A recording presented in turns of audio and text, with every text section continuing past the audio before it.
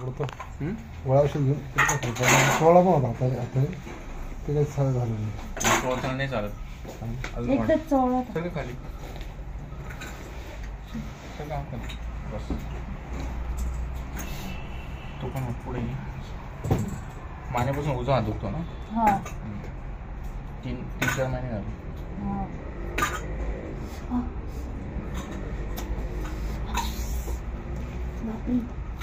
माझ्याकडे दोन ते अर्ध डोकं दुखतं का इथे? हां दुखतं ना ते दुखायला. इथं दुखली का? हां ही हाड आहे ना ही इथून दुखतं डायरेक्ट. आता इकडे बघा यांच्या मानेमध्ये C4-5 C5-6 मध्ये गॅप या ठिकाणी. आता ह्या ठिकाणी इकडे बघा माझ्याकडे या ठिकाणी 4था 5वा आणि 6व्या मिनिटात गॅप पडून म्हणजे वरची डिक खाली सरकून भरपूर दिवस झाले. म्हणजे पहिले फक्त डिक सरकलेली होती पण आता काय झालं याच्यातलं जे कार्टिलेज आहे गादी आहे ते फाटून बाहेर आली. याच्यामध्ये गॅप पडून म्हणजे डिक सरकून 5 वर्ष झाले पण त्याच्यातलं जे कार्टिलेज फाटून बाहेर आलं त्याला 6 महिने 12 महिने झाले. 6 महिने ते 12 महिने. पण जसं जसं कार्टिलेज बाहेर आलं तशी ही जबली गेली. म्हणून इथून ब्लड सर्क्युलेशन ब्रेन छाती पाठ शोल्डर या हाताला होतं. म्हणून मानेपासून उजवा हात दुखतो जड पडतो रग लागते कळ लागते मग घ्या हात डोक्यात ठेवला बरं वाटतं खाली ठेवलं की कळ लागतं. बसून उठले झोपून उठले की चक्कर येतात. चक्कर वगैरे नाहीये पण नाही या बाजूने जेव्हा मी झोपतीन कानवडे हातावर झोपूच देत नाही ठणक लागतो.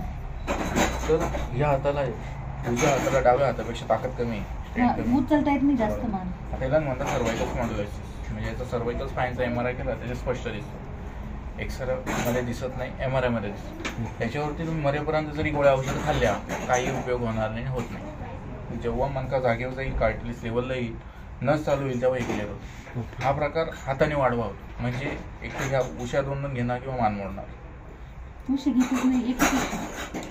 किंवा मानेला झटका देणं खांद्या वजन घेणं हाताने वजन उचलणं डोक्या वजन खांद्या वजन हे उद्या हाताने जास्त काम केलं हा त्रास वाढतो. यालाच म्हणतात सर्वायकल स्पॉन्डिलोसिस. याला कितीही गोळ्या खाल्ल्या तर उपयोग नाही. याला माझ्याकडे 3 दिवसांनी फरक जाणे 10 दिवसात कव्हर होईल. पण थर्ड स्टेजच्या आत असेल तर थर्ड स्टेजपेक्षा जास्त असेल तर MRI करून पुढं केलं जातं किंवा प्रोसेस केली जाते. याला 10 दिवसाची प्रोसेस आहे. याला पुढची 3 ते 6 महिने नियम आहे. उजव्यापाशी दुखणं बंद डोक्या वजन खांद्या वजन घेणं उठताना बसताना उजवा हात खाली टेकून उठणं बंद.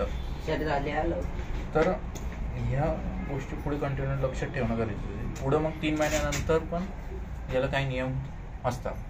म्हणजे 20 किलोच्या पुढं 15 किलोच्या पुढं डोक्या वगैरे खांद्या वजन नाही घ्यायचं जास्त. जर घेतलं तर हा प्रकार परत होणार. जसं एकदा BP डायबिटीज आजार लागला तो मरेपर्यंत असतो तसा हा मणक्याचा आजार लागला तो मरेपर्यंत.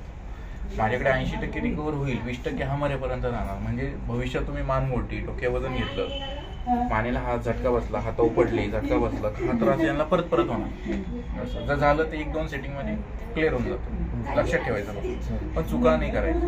हा आजार असा आहे चुकी केली का हा त्रास परत होणार असं.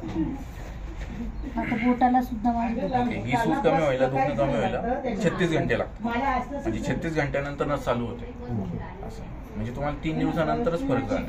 जर तुम्हाला लगेच पाहिजे तर त्याला पेन किलर स्टोरेट खावं लागतं असं.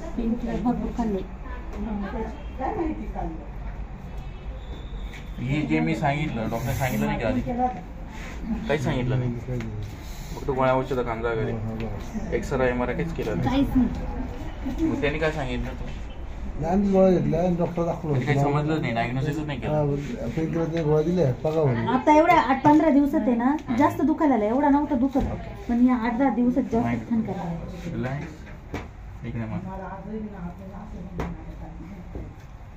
तुम्ही मरेपर्यंत जरी गोळ्या खाल्ल्या हा आजार गोळ्याने बरा झाला तर तुमचे पैसे मी भरले एवढी गॅरंटी.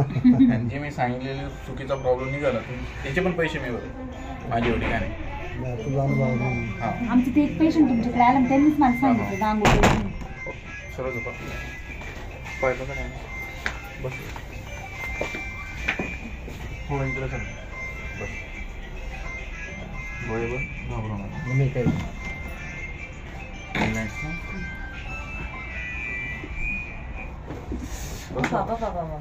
सर गेलो होता हळद